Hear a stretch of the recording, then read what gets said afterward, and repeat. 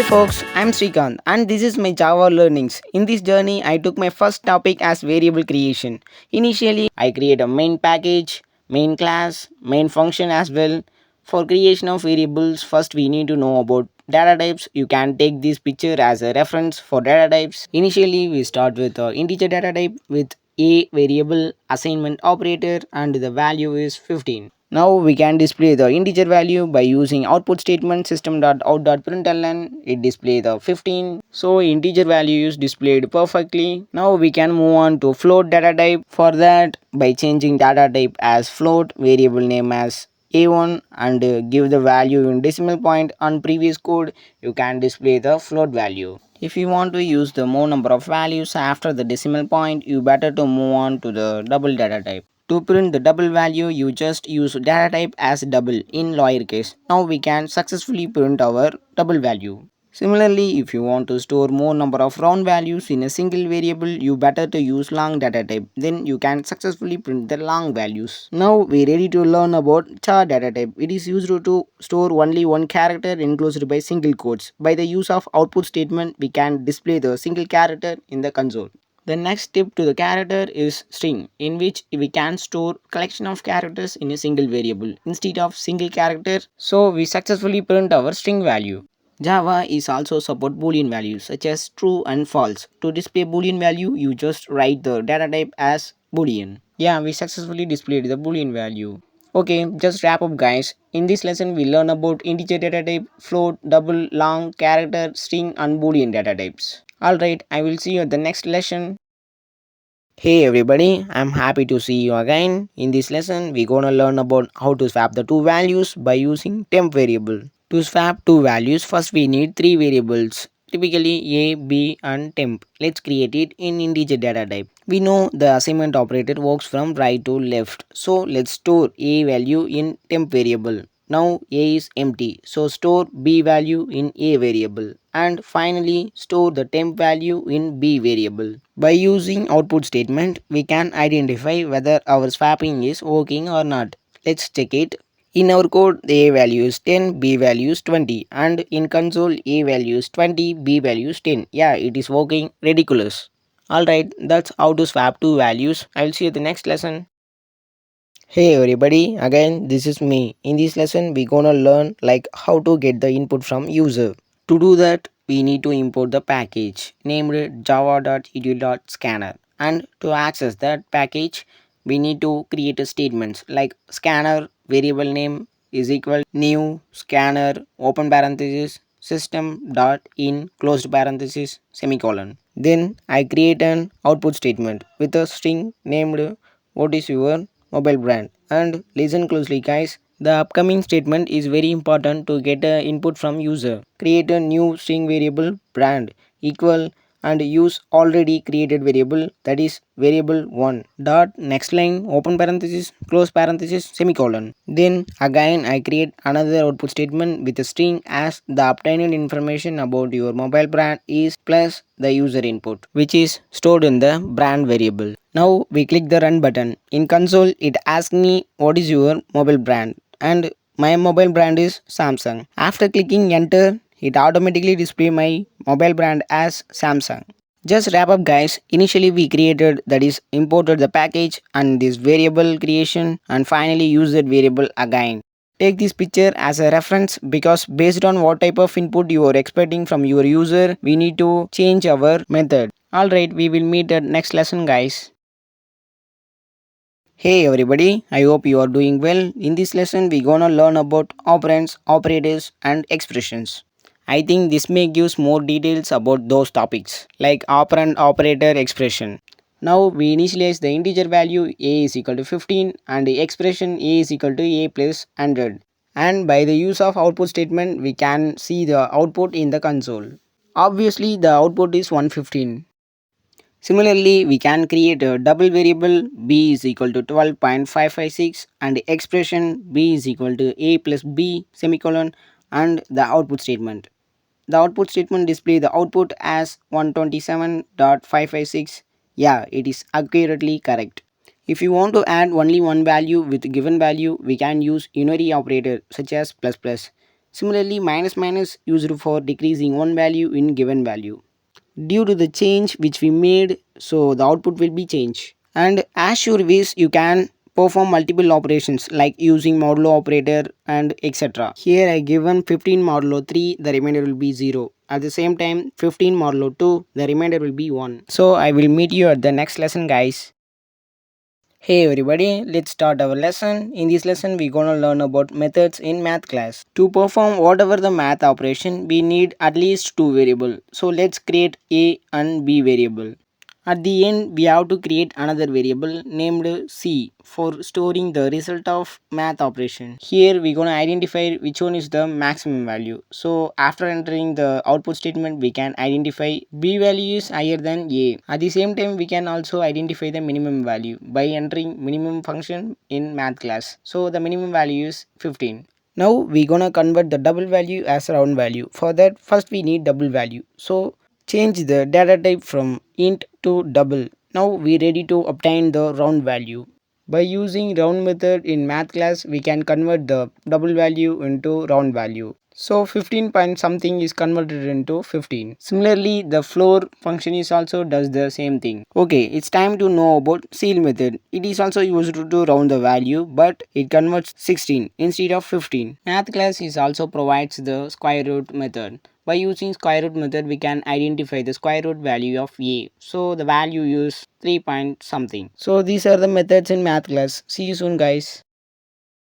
Hello everybody, I hope you find this video as well. So in this lesson we're gonna learn about how to find the hypotenuse. First we need to import the scanner class and let's create necessary variables such as A, B and C. To access the imported scanner class, we created a variable called A.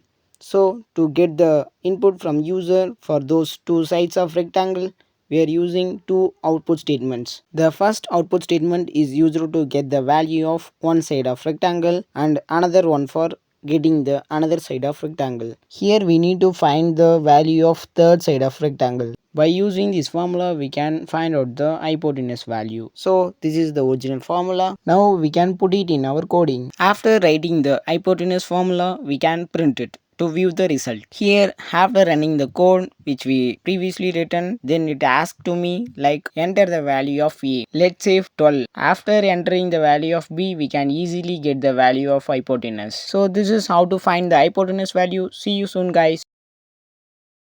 Hey everybody, welcome to yet another video. So in this lesson we're gonna learn about if statements. To get an input from user, as usual import the scanner class, and to access the scanner class we need to create a variable. So I just write an output statement with the string as how much stars do you give for your mobile, and where one dot next integer allows us to write a integer value. Here the main working process of if statement is getting start. It checks the condition whether user input is 5 or not. If it is 5, then if block is going to be executed. Then if it is 4, else if block is going to be executed. So here we gonna use else block. When the both conditions are getting failed, then it executes the else block. Now we ready to execute the program. After we run the program, it asks to me how many stars you gonna give for your mobile. For my mobile, I give 5 stars. Then it shows my mobile condition is awesome. Perhaps you give 2 stars, it says take your phone to the hospital. Similarly, you can give some other possible stars. So this is how the if else statements are working to make decisions. And see you the next lesson.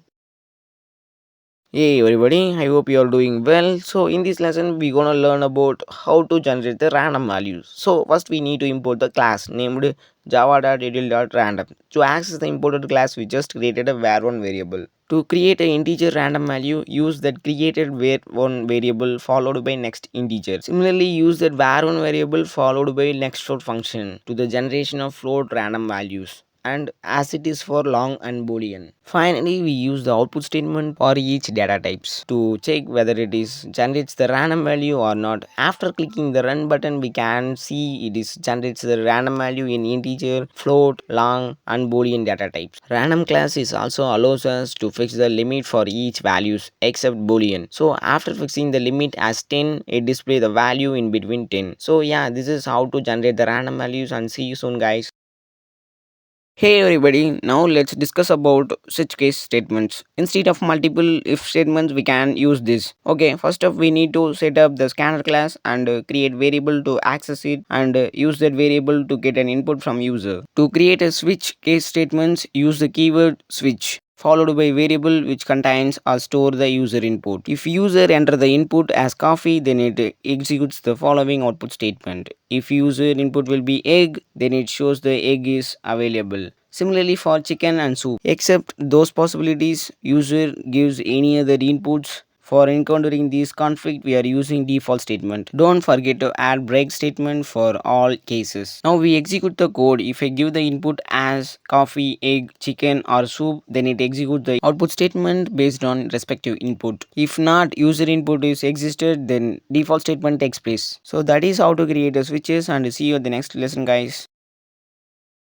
Hey everybody, welcome to yet another lesson. In this lesson, we're gonna discuss about logical operators. As usual, import the scanner class and create a variable to access it and use that variable to get the input from user. Let's discuss about our logical operator. Till now, we are using only the next line and next integer functions. Here we use only next for listening the keyboard keys. If the key is lowercase u or uppercase u, then it shows you are allowed into the pub. If not, it shows you are not allowed. Just click the run button. Yeah, the code works perfectly as we planned. If I give yes, it shows you are not allowed. Let's we discuss about not logical operator. It's just opposite to the is equal to operator. Here, if the both key is not equal to uppercase u and lowercase u, it display you are not allowed, and otherwise it shows you are allowed. Alright, finally we're gonna learn about unlogical operator. In this topic we get the win rate of the user team. If user enter the win rate in between 80 to 100, then it displays your team is definitely going to win. Otherwise it displays no chance for win, just go and sleep. So this is how you can use the logical operators in multiple situations, and see you at the next lesson, guys. Hey, hi, welcome to yet another lesson. In this lesson, we're gonna learn about while loop. For that, initially I imported the scanner class and a variable to access it and an empty string. Basically, while loop is about executing the block of code for certain amount of time until the condition becomes false. In this scenario, I check whether the name variable has empty string or not. If it is blank, then it display enter your restaurant name and use the next line for getting the input from user. After the user giving their answer, then it display your restaurant name is registered. After pressing the run button, it continuously display the particular statement till the condition becomes false. To do that, we should type something. After typing G sharp, it shows you are registered. Now let's we discuss about do while concept. For that, use do before while. This is also work similar to while, but it checks the condition after executing the given statement at least once. So this is how you can use while and do while. And I will see you at the next lesson. Hey, hello, welcome to this lesson. In this lesson we gonna learn about for looping statement. To create a for loop, we need to write a keyword for and initialize the variable I with 0 and check the condition whether I is lesser than 19 or not, and increment the I value by 1. If those conditions are true, then it executes the statements like happy Deepavali for 19 times. We can also do the same actions by adding the decrement operator in the for loop, and that decrement operator we can place at the end of the for loop also. So this is how to create a for loop, and see you at the next lesson, guys. Hey everybody, welcome to yet another lesson. In this lesson, we're gonna learn about nested for loop. Initially, we imported the scanner class and created the variable var1 to access the scanner class and two integer variables and one string variable. To get the integer value from user, for the variable rows, use next integer function. And similarly, for getting the value of column variable from user, use next integer function. But for getting the value of letter, you just use the function as next. Here the core concept of nested for loop getting start, that is the for loop contain another for loop inside it. The for loop for row is start from 1 and end with length of row. Similarly, the for loop for column is start from 1 and end with the length of column. If our value is successfully passes through these two for loops, then it prints the character which we previously obtained from user. After clicking run button, it asks me like give the limit of row. I give 4 and the limit of column value as 5 and the symbol as asterisk. Then you can see the 4 row 5 column star matrix. So this is the concept hide on nested for loop, and see you soon. Hey everybody, I'm pleasure to have you here. So in this lesson we're gonna learn about arrays. Basically the arrays are used to store the multiple values in a single variable. In this scenario I store the bunch of car names in the variable called cars. If you want to change any existed value, you can do that by specifying the index of the value with a new replaceable value. Here I replace the string Tesla by BMW. Then I print that value by specifying their index. You can also print any other values by specifying the indices of particular value which you needed. We can also fix the limit for array by writing data type square brackets variable name equal new data type square brackets. Within the square bracket we can specify the limit. Now we give that bunch of car names with their index. Then create a for loop by initializing I value with 0 and checking the condition whether I is lesser than the length of cars variable and increment the I value by 1. After that use output statement. Then we run the program. Yeah, we get the same output which we got for previous format. Alright, I will see you in the next lesson guys. Hello everybody, welcome to yet another lesson. In this lesson we gonna learn about 2D arrays. For that create a string variable with two square brackets and fix the limit for that. I created a variable mobiles to store the 2D array and I give the limit 3 for both row and column. Now let's give the value for those rows and columns. For first row and first column I give the value as Oppo and similarly for successive elements like Samsung, Infinix, iPhone, Redmi, Realme, Vivo, Micromax, Nokia. Then create a for loop for row that is initialize the I with 0 and check the condition whether it is lesser than mobile.length and increment the I value by 1. Similarly create the for loop for columns but here check the condition whether j is lesser than mobiles of I.length. Then print the 2D array with the single space string. After clicking the run button you can see we successfully print our mobiles 2D array. We can also get the same output by putting those informations of mobiles in the set of curly braces. After completing that copy pasting process you are ready to execute the program. Now you can see the same output which we got at the before format. So this is how to create a 2D arrays and I will see you at the next lesson guys. Hey everybody, in this lesson we gonna learn about various string methods. Initially I created a string variable which contains the string as Srikanth and let's we discuss about equals method. After checking whether the given string matches with the already existing string or not, equal method produces the output in boolean data type. So that's why we are using boolean data type for storing the result. I give same variable to perform comparison, so that's why we are getting output as true. Now we gonna use the second method as length method. It is used to find out the length of the given string. It shows our string contains 8 characters. The next method is char at method. It is used to get the character by passing the index. After running the code, we can get the character at the third index. The current method is index of method, which is opposite to the character at method. That is, by passing the character value, we can get the respective index. Here I pass k as a character and I get the index as 3. Now we gonna use the fifth method as isEmpty method. It is used to check whether the given string is empty or not. For isEmpty method, we should use boolean data type unless you gonna get this exception. So assign the data types carefully. Now that exception is fixed. This is time to focus on the sixth method, that is to uppercase method. It is used to convert our string into full of capital characters. The next method is just opposite to this method, that is to lowercase method. It is used to convert our string into full of lowercase characters. Now we gonna use the eighth method as trim method, which is used to remove the unnecessary spaces. Then we gonna use the last but not least replace method. By using this method we can change the character on given string. For example, I'm gonna replace the k by g. Then the result becomes something like this. Alright, I will see you at the next lesson. Hey everybody, in this lesson we gonna learn about wrapper class. Basically the wrapper class is a way to use the primitive data type as reference data type. If you are using wrapper class, then you can get the access for using useful methods. Alright, let's create a primitive data type int with assigning the value as 7. Then use the integer class with the reference variable num1. Now we can store our primitive value 7 in reference variable num1 because I already told you like wrapper class is a way to use the primitive data type as reference data type. This process is also known as autoboxing. Now we again store the reference variable in primitive variable. The name of this process is called as auto unboxing. Okay, for the deeper understanding about wrapper class, let's create a string one-to-one. When you are trying to perform mathematical operations, it throws the exception. So we can do this by the use of some method which is provided by wrapper class. Wrapper class provides integer.parseInt method to convert the string value into integer value. Now we can perform mathematical operations. Wrapper class is also provides a lot of functions, and see you soon.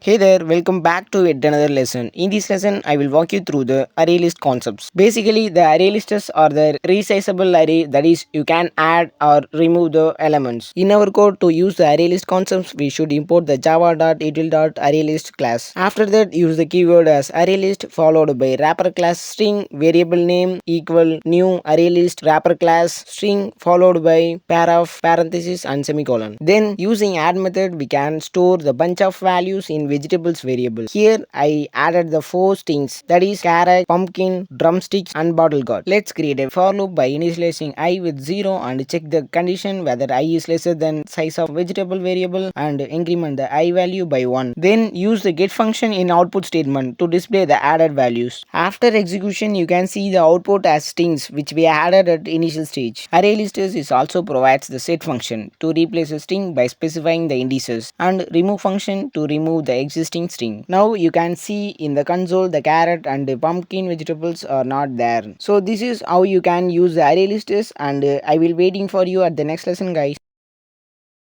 Hey everybody, welcome to yet another lesson. In this lesson, we're gonna talk about 2D array lists. For that, we need to create 3 array lists. The first array list contains the water bodies names like lake, stream, pond, and sea. The second array list contains the living species names in water like fish, dolphin, sharks, and lobster. Similarly, the last but not least array list contains the non-living things in water, that is water flow, temperature, dissolved gases, and grass. Now, finally, we're gonna create a single array list within another array list, and we created a variable named nature, and by using add method we're gonna add those already created 3 array lists named water bodies, living things, and non-living. Now we ready to execute the program. After execution, we confirm that our 2D array list is created successfully. By specifying the index value in get method, we can display the particular values. So this is how to create and use the 2D array lists, and I will catch you at the next lesson, guys.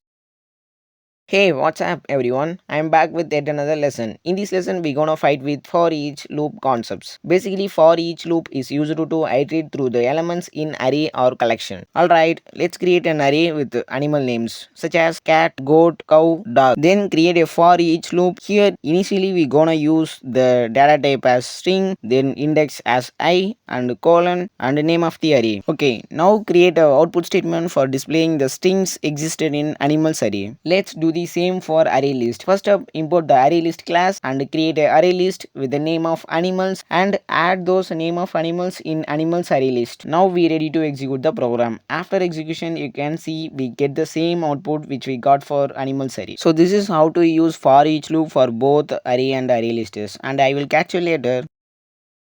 Hey folks, this is Srikanth. Welcome to my Java Learnings Part 2. In this journey, I took my 21st topic as methods in Java. Basically, the method is a block of code that is executed whenever it is called by another objects or functions, or it may be from another class. Till now, we are only using the main function, but we can also create a multiple functions in a single class. To create a new function named review, let's write a static void review followed by pair of parentheses and curly braces. Create an output statement for display something. Now we can call the review function from main function. When we click the run button, then our compiler starts their execution from main function. At the main function, the review function is called. So the entire control is transferred to the review function. Then it's display the message like what are you doing. In methods, we can also pass the values. This concept is known as parameters. So let's create a string variable tools and store the string as pencil. The tool in main function is called argument, and the same tool in review function is called parameters. When you are at receiving the argument situation, then you need to specify the data type of the argument. Now we're gonna pass another value in integer data type. Do the similar thing for this also. Use that integer value in output statement. After execution, you can see which works amazing. So this is how to create and use the methods, and I will catch you later, guys.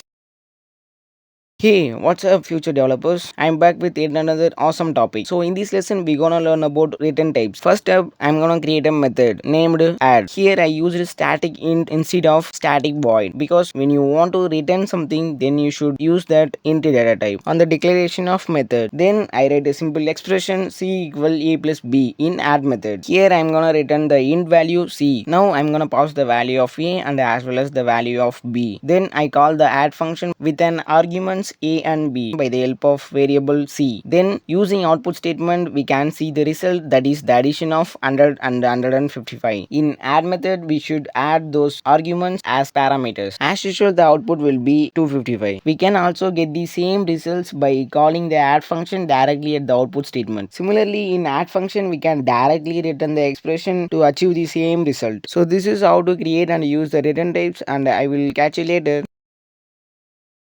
Hey there, in this lesson we're gonna tackle with method overloading concepts. It is basically about a method which can share the same name but with different parameters. Initially, I just created a 3 string variables in main function. Alright, let's create a function with the name of message. Similarly for 2 more functions. Then assign an output statement for each methods with the different strings for clarification, like this string for that method. Now call the message function from main function with 2 arguments. If you execute the program, then it shows the error because we are assigning the same parameters for all methods. After fixing the parameter like this for that, then error is gone. Here what is the concept means, if you call the function with the argument a, then the respective message function with the parameter a will be executed. Similarly for calling the function with the ab parameter and abc parameter. So this is about method overloading concept, and I will catch you later.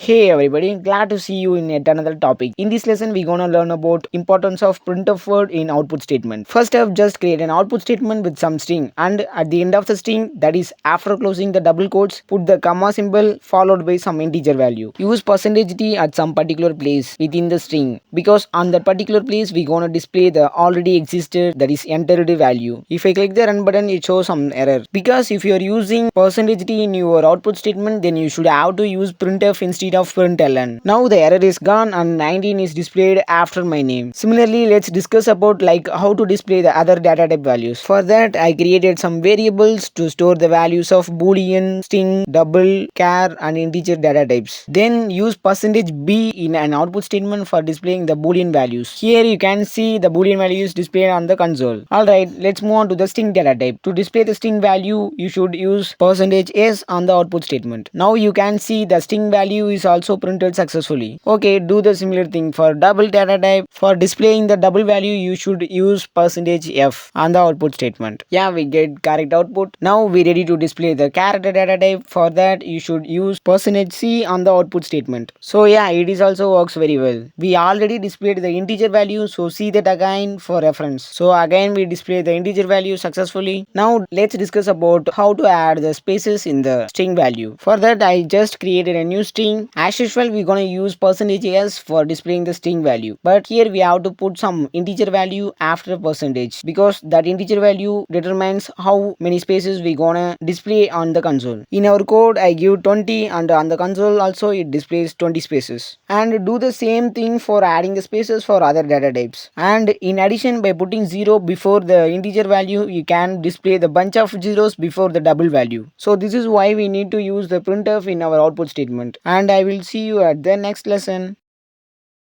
Hello everybody, welcome to yet another lesson. In this lesson, we're gonna learn about final keyword. That is, by using final keyword, if you are declaring the variable means, then the value of that particular variable, we can't able to change it. So for example, I create a string variable, my name, to store the string Srikanth. Then by using the same string variable, I store another string. Then my name is changed into Mike Tyson. So now I execute the program, then I got the name as Mike Tyson. But originally my name is Srikanth, so I don't want to change my name into Mike Tyson. To encounter that issue, we are using final keyword before the declaration of the data types. Now if I execute the program, then it shows the error. So if you are assigning the final keyword for any value means, then you can't change the particular value. So that's how you can use the final keyword. And I will catch you in the next lesson, guys.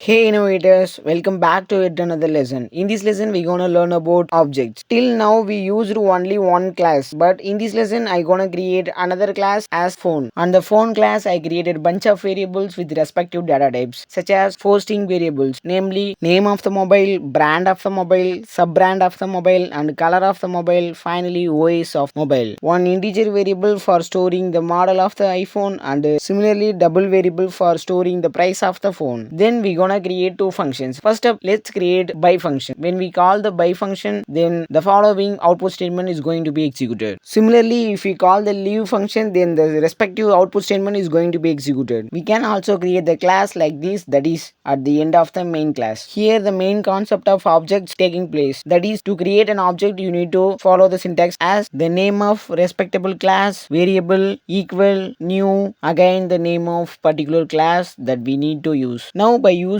that created variable, we can access the values which is existed in the phone class. First up, let's print the brand name of mobile. It displays Apple as it is existed in phone class. Similarly, by using dot operator, we can access the variable and values in the phone class. Here in price, it doesn't display double zeros at the end. So by using printf statement, that is percentage point 2f, we can encounter it. Alright, so this is the time to call the function which is existed in phone class. For that, use already created variable my phone dot and the function you need to call. Now the output statement which we created at the by function in phone class is executed successfully. Similarly, for leave function, we conclude that the object is an instance of class that may contain attributes and methods. So this is the concept of objects, and I will catch you later, guys.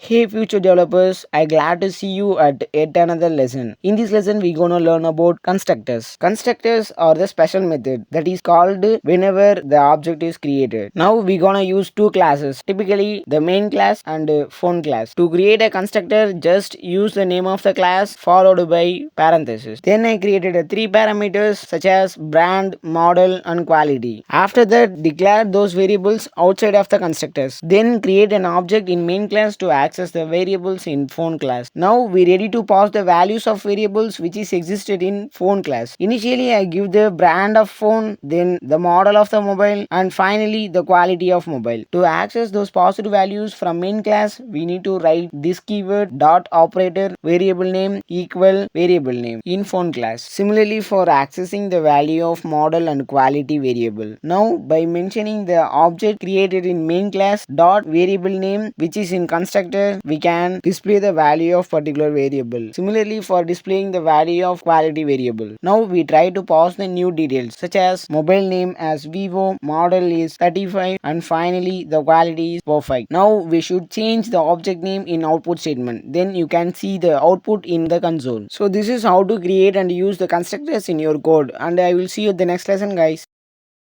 Hey everybody, I hope you guys are doing very well. In this lesson, we're gonna learn about local and global variables. Generally, the local variables are declared and used within the method, but the global variables are declared outside of the method, but we can use the variable throughout the class. In this lesson also, we have two classes, namely main class and book class. In book class, I created a constructor named book, then create a variable to access the random class. For that, first we need to import the random class, then create a variable page number and call the function searcher. For that, first we need to create a function named searcher. Inside of the searcher function, use the same variable name page number to store the random value within 100. It shows error on searcher function at page number variable because here the concept of local variable takes place. To encounter that issue, we need to send those variables as arguments from searcher call function to the searcher function. In searcher function, we should have to receive those arguments as parameters. Now the error is gone. Then create an object in main class. Now you can see the random page numbers in the console. Now let's discuss about global variables. If we declare those two variables outside of the class means, then there is no need for sending those variables as arguments. Now you can see it works as we seen before, and this concept is known as global variables. So these are the informations about local and global variables, and I will see you at the next lesson, guys.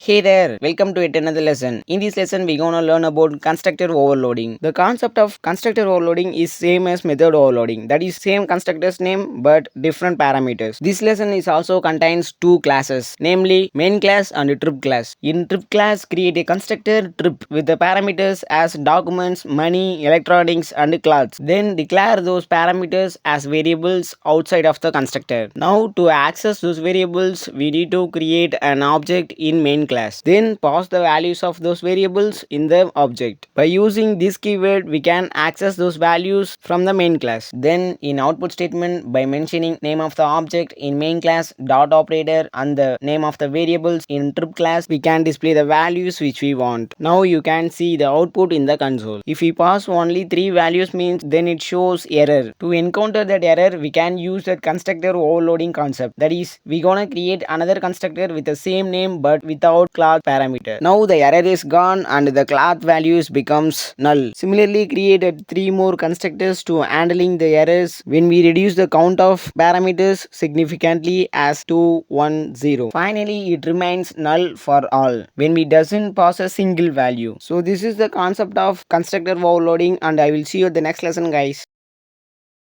Hey there, it feels amazing to meet you again. In this lesson, we're gonna learn about the use of toString method. This method is used to return the string in textual representation of an object. At the same time, we can use this in our code implicitly or explicitly. And we are using two classes, namely main class and a laptop class. In laptop class, let's create necessary variables such as brand, color, RAM, and SSD of the laptop. To access those variables, create an object in main class. Now use the concept of toString method, that is, use access specifier as public, return type as string, then the method toString. Within that, create another string variable myString. On that variable, we can store those variable which we created before with escape sequence /n. Then return the string variable myString. In main class, simply by mentioning that object name details in output statement, we can display all values in the laptop class. It is known as implicit access. Now we can discuss about explicit access. We can get the same output by directly mentioning that toString method in output statement. Here's the importance of toString method. That is, without using toString method, if you're trying to access those variables means, then your output seems like this. You know that, like, instead of storing those variables in myString variable, we can directly mention in return type. So this is the use of toString method, and I will see you at the next lesson, guys. Hey, what's up everyone? Today we are breaking down the concept of array of objects into simple and easy to understand steps. Generally, it's a collection where each element is an object of a class. Here we are using two classes, namely main class and food class. Usually we create an array by mentioning data type of an array, square bracket, array name equal new, again data type of an array, followed by square brackets. But here to create an array of objects, we're gonna use name of particular class instead of data type of an array. Then in food class, create a constructor with a parameter as name. Then declare the same parameter as variable at outside of the constructor. After that, from main class, we gonna pass 3 food names such as cornbread, fried chicken, apple pie. Then to access those values, use this keyword in food constructor. Here the main concept of array of object. That is, we gonna add those 3 foods objects in village array. Now by mentioning that array name with index dot the variable in food class, we can display particular name of food. Similarly, for displaying the name of other foods, instead of individually adding those food objects, first up group them, then store it on the village variable. Then also we can get same results. So this is how to store collection of objects in array, and I will catch you soon. Hey there, welcome to yet another lesson. In this lesson, we're gonna learn about how to pass the object as arguments. This lesson contains 3 classes, typically main, book, and bag classes. Alright, let's create instance for book class and bag class. In book class, let's create a constructor book, and after that, create a parameter and variable as book name. Okay, now move on to bag class. On that class, create put method with the name of class as book, variable name lowercase book, then the output statement. In output output statement, we gonna use the parameter and the variable name which is existed in book class. Then we can pass the value of book name as English and Spanish from main class. To access those values, we should have to use this keyword in book class with variable book name. Then in main class, we gonna call put method which is placed at back class. Here the main concept of this lesson takes place. That is, we gonna pass the objects as arguments to put function. Now listen closely guys. When we run the program, the back object redirect to back class specifically at put function. Then at output statement, the book variable redirect to book class for getting the name of book. Finally, you can see the output in the console. So this is how to pass the objects as arguments. And I will catch you at the next lesson as much as quickly. Hey everyone, I hope you guys doing well. In this lesson we gonna learn about static keyword. Basically it is a modifier and it may defined as a single copy of a variable and method is created and shared. This lesson is also contains two classes, namely main class and laptop class. In laptop class we created a variable and the parameter as name and the constructor as laptop. Now let's create an instance for laptop class. Then I pass the three laptop names such as Apple, HP and Acer. Here the concept of static keyword modifier takes place. Let's create an integer variable using static keyword. By using plus unary operator, we can increment the value of total count. Now in main class, let's create an output statement on which we gonna access total count variable which is existed in laptop class. Now we execute the program means then it shows we have three laptops. In this situation, we are not used the static keyword means then it shows only one laptops we have. We can also use the static keyword for creating the method. Then copy paste the output statement from main class to this method. But here there is no need to access the laptop class because we are already in the laptop class. Alright, now we gonna call that function from main class. Then also we get same output. So this is the use of static keyword and I will catch you later guys.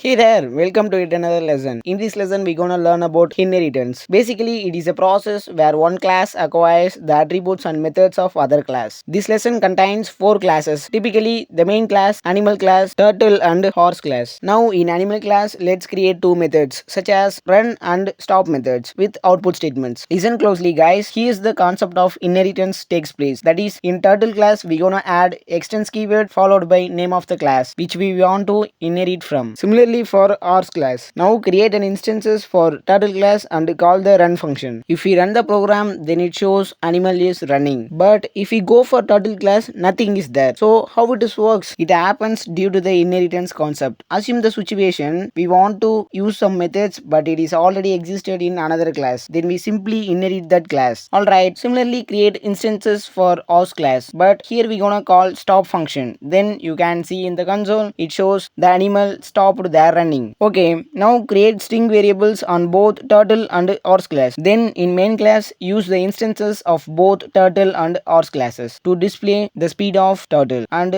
as well as the speed of horse. Then it shows the turtle is running slowly but the horse is running fastly. Alright, let's play a game. You just go to the horse class and change the variable as speed 1. Then return to the main class and swap the variable name between turtle and horse. It shows error because we only inherit the animals class, not a turtle and horse class. So that's why. This is the concept of inheritance and I will catch you later guys.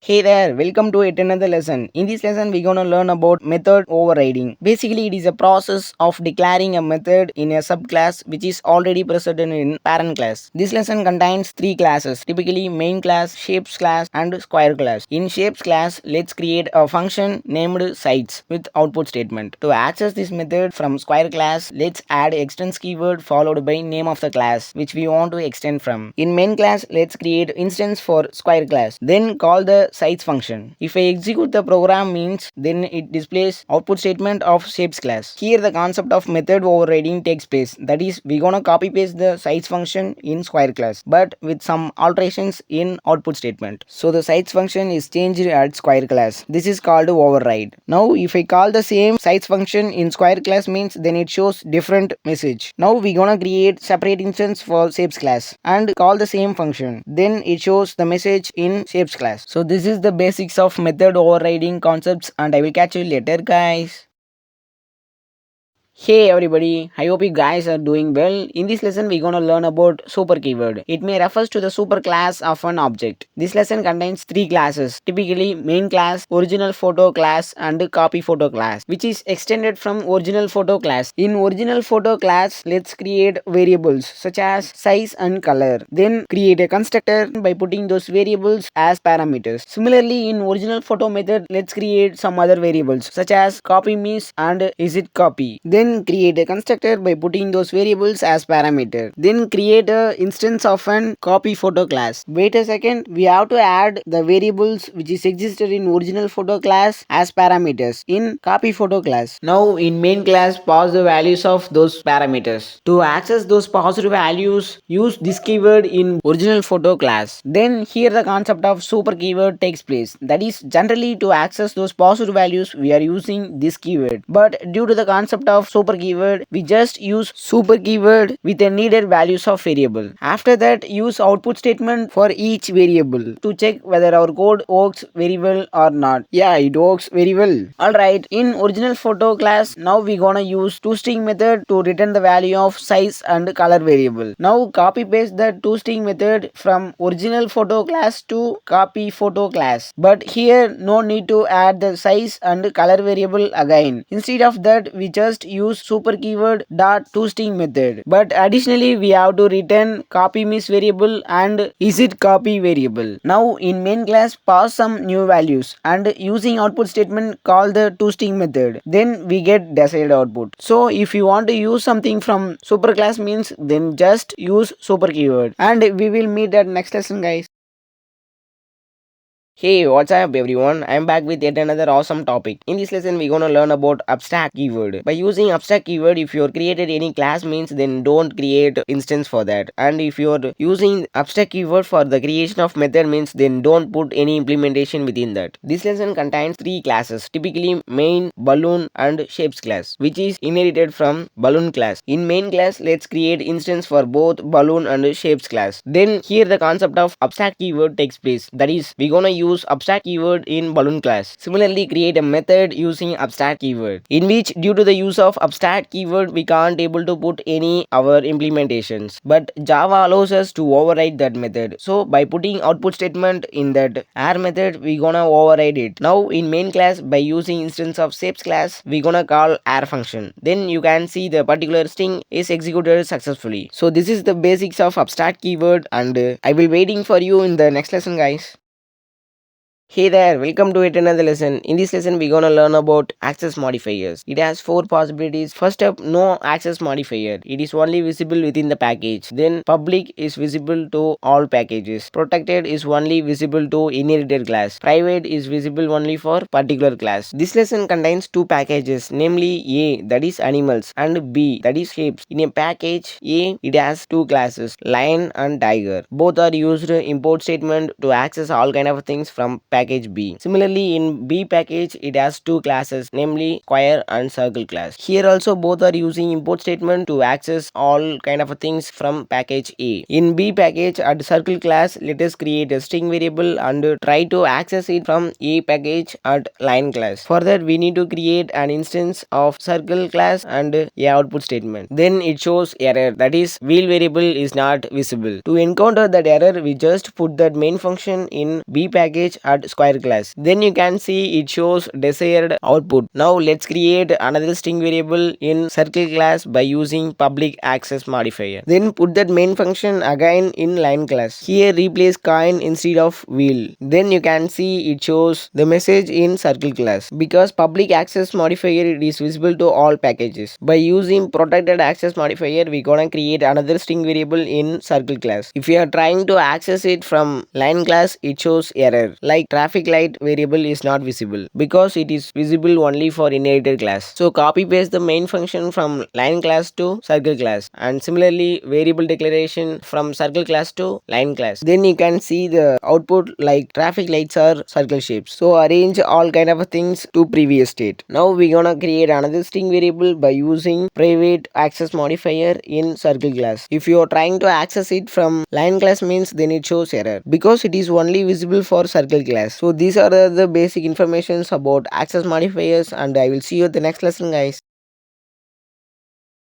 Hello guys, yeah, this is true. This is the final lesson for you. But for me, there is a lot of topics in the queue. So in this lesson, we're gonna learn about encapsulation. It is used to access the attributes which is declared by private access specifier. This lesson contains two classes, main class and book class. In book class, let's create three string variables by using private access specifier and create a constructor also and use those variables as parameters. In main class, create the instance of book class and pass the values for those string variables, then create a output statement. To access those passed values, we need to use this keyword for all variables. Wait a minute, let's change the data type of pages variable. Now from main class, if you're trying to access those variables, then it shows error because those variables are not visible to main class. Here the concept of encapsulation takes place. That is, by using get method, we can access those private variables. So create get method with variable name and return that respective variable. Similarly for remaining two variables. Now from main class, by calling get function, we can access those variables. Now you can see the values of those variables in the console. Encapsulation not only provides get function, it also provides set function to change the value of particular variable. It is similar to the creation of get function, but instead of data type of the particular variable, we gonna use void. So to access those changed values of variable, we need to specify the set function in constructor by passing that particular variable as parameter. Now in main class, by using set method, we can change the value of pages. Now you can see in the console the value of pages is changed from 256 to 257. So this is the importance of encapsulation in our code.